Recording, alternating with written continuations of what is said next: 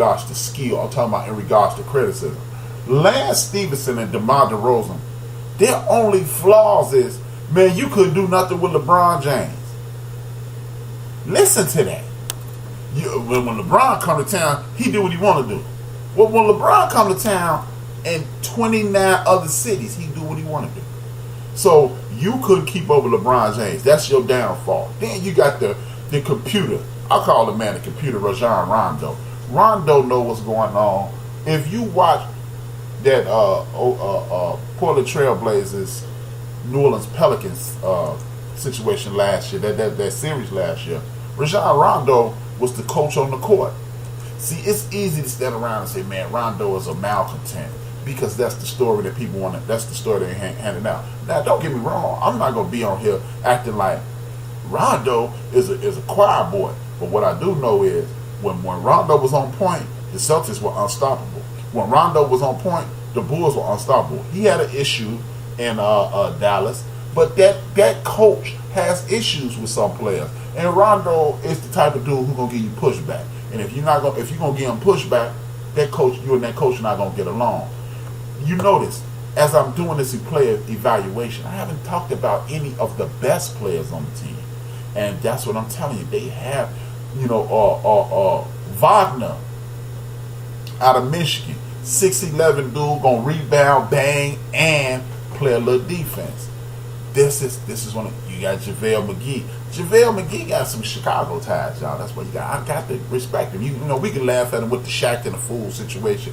But JaVale McGee, if you ask JaVale McGee to rebound and try to block shots, i.e. what the Golden State Warriors did last year, JaVale McGee will give you quality minutes. Is he Shaq? Hell no. Is he Alonzo Mourning? Hell no. Is he one of these dudes you're going to build your team around? He ain't even Jimmy Butler, y'all. This is what I'm trying to get y'all to understand. But if you say, I need you to be, and that's what LeBron James and Coach Walt gonna tell him, we need you to be, what's the homie from Chicago, tall, skinny, light-skinned dude, won the championship with the Dallas Mavericks. We need you to be Tyson Chandler.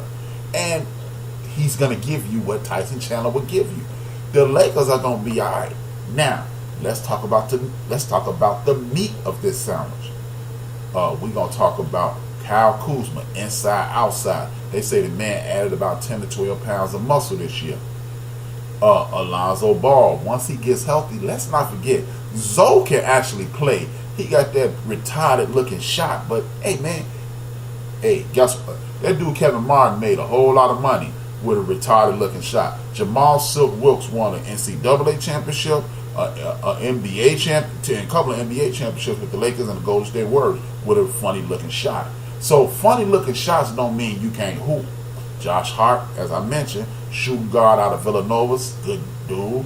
And then we're gonna talk about I ain't even said the Kane.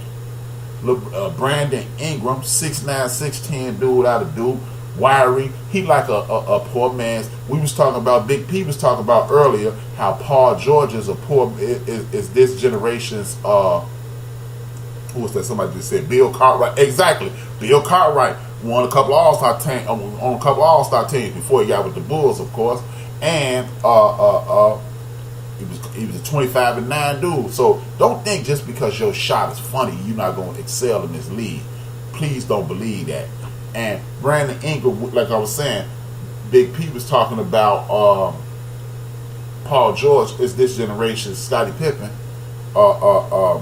This dude, Brandon Ingram, is the next generation's. He's a poor man's Kevin Durant. Hell no, he can't score like that. Hell no. But he can score. He can get you 18, 20 a night. If it was on him, I bet you he can get you 18, 20 a night. And LeBron James. Look, this team was going to be fighting for, at the bottom of the Matrix. The Matrix, another dude in Chicago tied. The Matrix, another dude who had a crazy shot.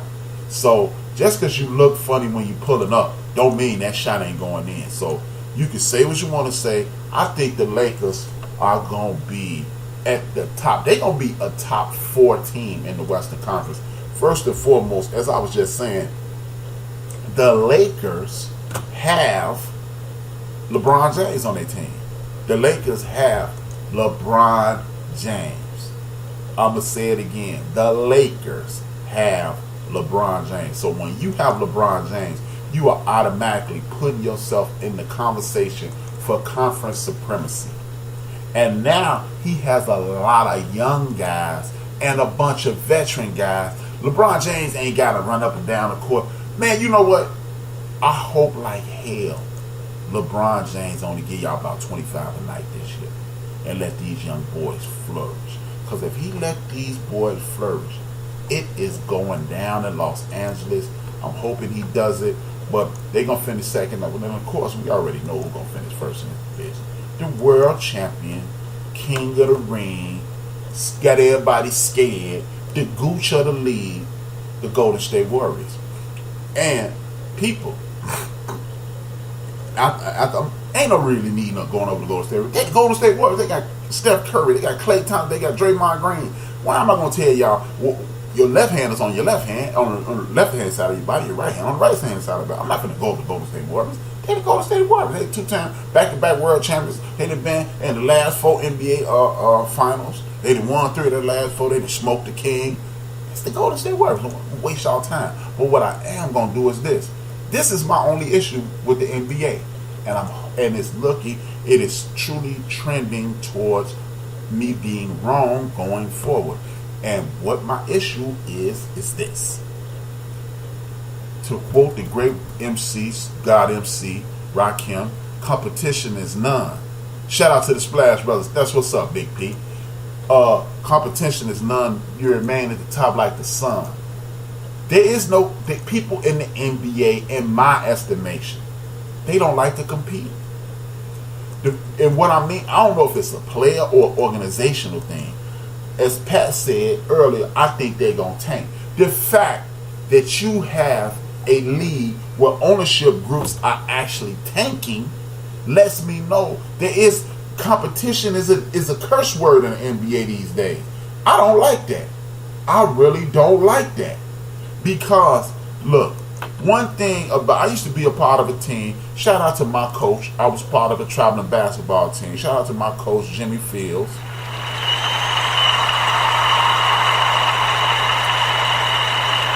I was part of a traveling basketball team way before it became big time and all this. We were called the Untouchables. I was on the bench, of course, because I wasn't that type of hooper. But that's neither here nor there in regards to this story. My cousin Mike played center at 6'3". We were playing against real teams. I mean, real deal teams with 6'4", 6'5", 6'6" centers. And everybody, I was a power forward at 5'10". That let you know what time it was. So when you looking at the Untouchable, people look at us. We walk in the gym, everybody was like, "Look at these little bitty dudes," and we were smoking fools. The reason I'm telling this story is this: it ain't about how big you are. And if you got the wingspan and all these dimensions, it's about what's in your chest and between your ears. Your basketball acumen, the end of the bench. Thank you, brother.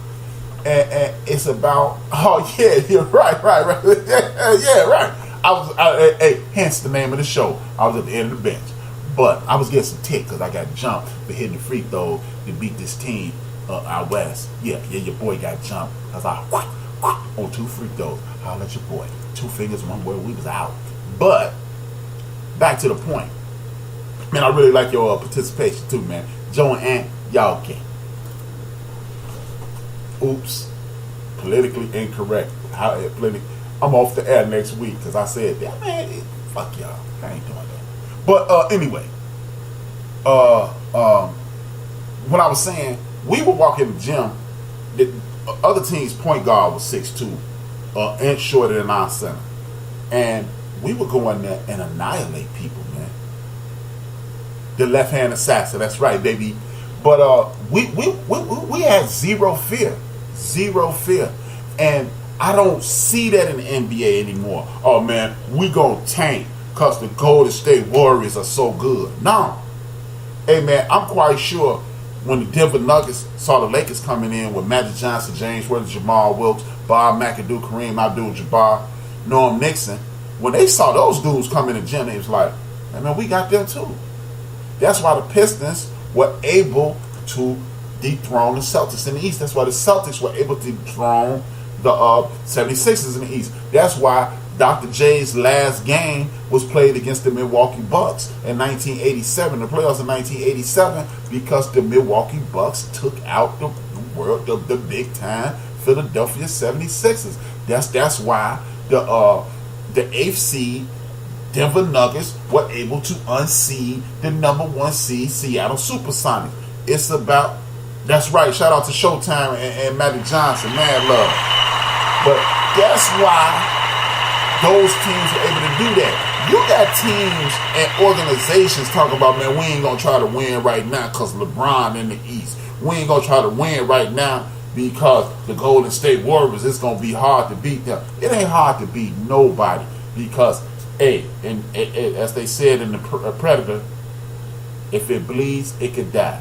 If Steph Curry with them, shout out to Pee Wee, I know Pee Wee listening, with them paper mache ankles, in the words of Pee Wee, Peter Reed Straw in the sports chat group, with them paper mache ankles, Draymond Green with the bulky shoulder, and everybody else with their issues or what have you, shortcomings and this, that, and the third, you can be beat. If Chris Paul don't pull his hamstring, it's a great chance that they don't beat them. They beat them last year. So you have to go into the gym and figure you can win. That's the problem.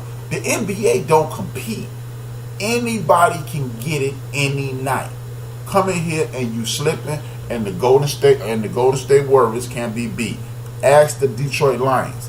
Even though football is a different situation, but not many people. Shout out to the homie Rob Parker. I know Anthony Aquarius don't like Rob Parker, but shout out to Rob Parker because he was one of the few people. Angry Black Man, what's good, man? Welcome aboard, man. Hey, Ant, Pat, Kim, Joe, and anybody else in the group, man, follow the Angry Black Man so you get notifications about his show posted in the paint. If you're enjoying my show, you go really, and 10 more reallys enjoy his show on Mondays and Thursday nights, man. It's dope. Follow, and if anybody else from the old group and old school listening, man, rock with the man. The Rockets might knock him off, Big P. The Rockets might knock him off because look, it's basketball. Angry Black Man is a former basketball player at SIU University. Go Salukis. Big ups to the Salukis. Nobody saw them with Chris Carter down there doing what they did. It's about having heart. And again, this goes back to early in the conversation. This is why I don't have a lot of faith in the Minnesota Timber Puppies.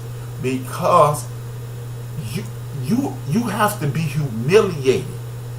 Losing sucks ass, man. Winning ain't even that much fun. Winning a championship, I've won championships. Of course, I've never won anything on the level of an NBA championship. I've definitely not won anything on that level. But you know what? I'm a firm believer in I'm a firm believer in this. If you go into a situation and believe that you can win, you will win. And that's just it. Losing does not feel as good as winning. And again, I'm a firm, this is what I was about to say, I lost my train of thought because we about to go into this boxing segment. And losing is a character builder for one. And two, I firmly believe this, and after this boxing segment, I want y'all to think about what I'm about to say, and then let me know what y'all think about that. I'm a firm believer in this.